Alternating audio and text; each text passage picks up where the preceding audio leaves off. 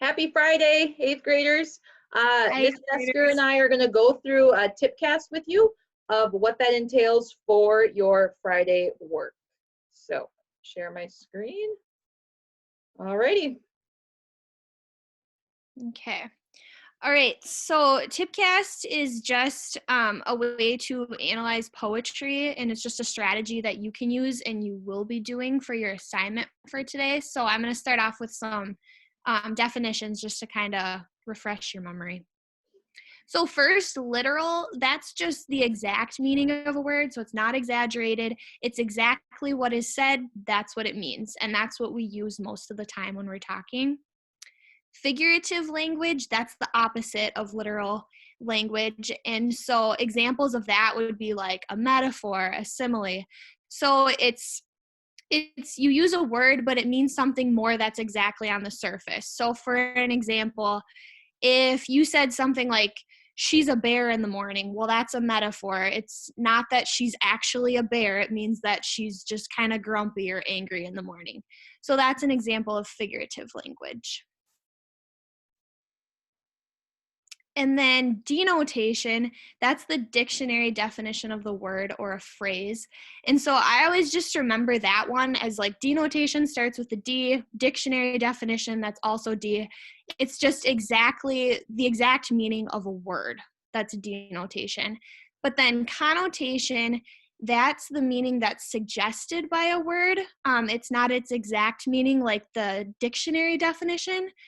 So for an example, if you had the word home, well, so the dictionary definition might say a place where you live, but the connotative meaning behind that, that's something that you might feel when you hear the word home. So for an example, you might think security or family or love, something like that might come to mind. Or if you heard the word mother, well, the denotative meaning behind that would be a female parent, but your connotative meaning would be, you might think security, love, nurturing, things like that might come to mind. So that's the connotative meaning. All right. So, what you're going to be doing today is something called Tpcastt or Tpcastt. And this is something you're going to be doing in high school as well. So, this will be a good exposure for you before you move on to the high school. This is a very common way to understand, analyze, see the deeper meaning of poetry. And so it's an acronym. And I have here on the screen what the different terms are with Tpcastt.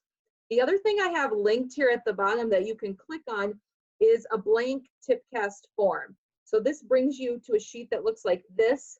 That also goes through on the left, the terms. And then here in the middle are the descriptions of each of those terms. I'm going to go through them with you right now, but if you happen to forget at some point, when you open up your own Tpcastt, your own formative to do, you have these definitions on here, and so you can go back and look if you don't want to rewatch the video. So looking at Tpcastt real quick, this is what the different terms mean. Obviously, the first T is title. You should look at the title before you read the poem. And then you should also go back and look at the title once you've read the poem for the first time. P is paraphrase. You know this term, putting it in your own words. It's basically what you did last week with the odes, with the grasshopper and the solitude odes. So go back, read through the poem, and then put it into your own words. Remember, it's not summarizing. You're not shrinking it down. You're still including all the pieces of the poem in your paraphrase. C is connotation, which Ms. Mesker just went through with you what that means. A is attitude, which is basically another word for tone. You should know tone from earlier this week. Tone is the writer's attitude or feeling toward the topic or the poem. So how does the writer feel about what they are writing about? S is shift, which is looking for shifts in the tone. So where in the poem does it maybe start out happy and all of a sudden it's turned sort of angry or sad? Or maybe it starts out sort of sad or depressing, but then by the end it's more positive. That would be where you have a shift. The second to last T is title again. So go back and look at the title once more now that you've gone through all the previous steps. And then the final T is theme, which is obviously a word you've heard before. What is the moral of the poem? What is the message the poet's trying to get across? What is the lesson overall? And so again, going back and looking at this form, the descriptions are all here as well. So you can go through and look. So what I have on the rest of the slides is an example for you. I have a poem called The Piano. It's linked here, so you'll be able to click this and look at the poem itself. I also have it throughout this slideshow. And then going through, what I basically did was a Tpcastt for the piano. So I went through all the different steps and included them on here so you can see them.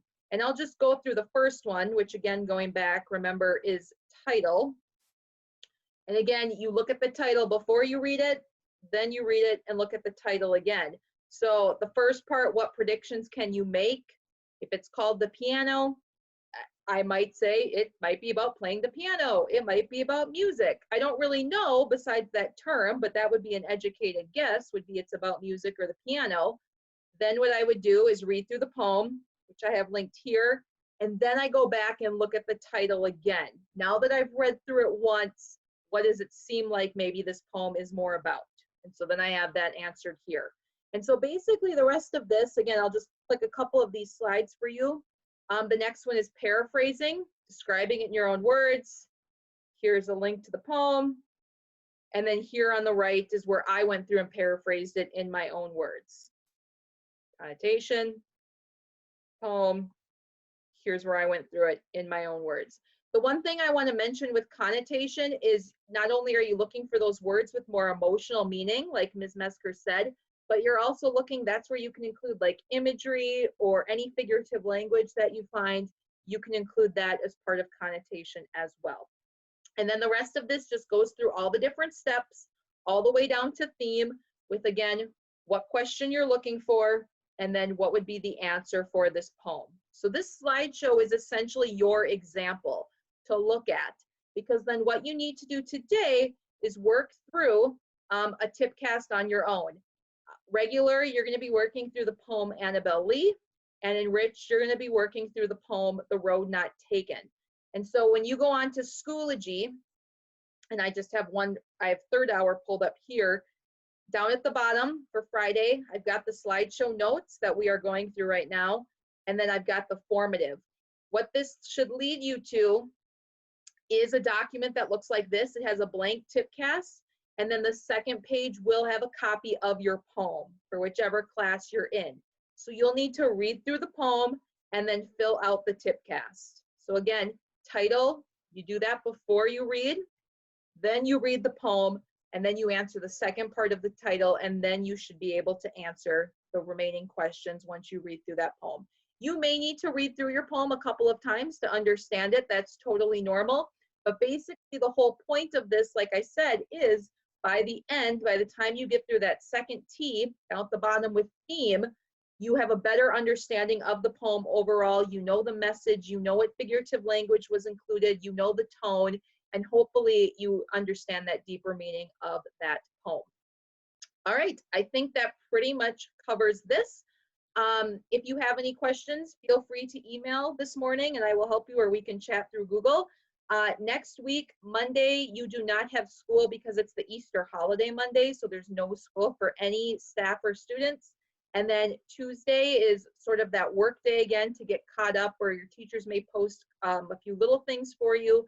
So I will do that Tuesday morning, and then look for what's going to happen next week, Wednesday, Thursday, Friday.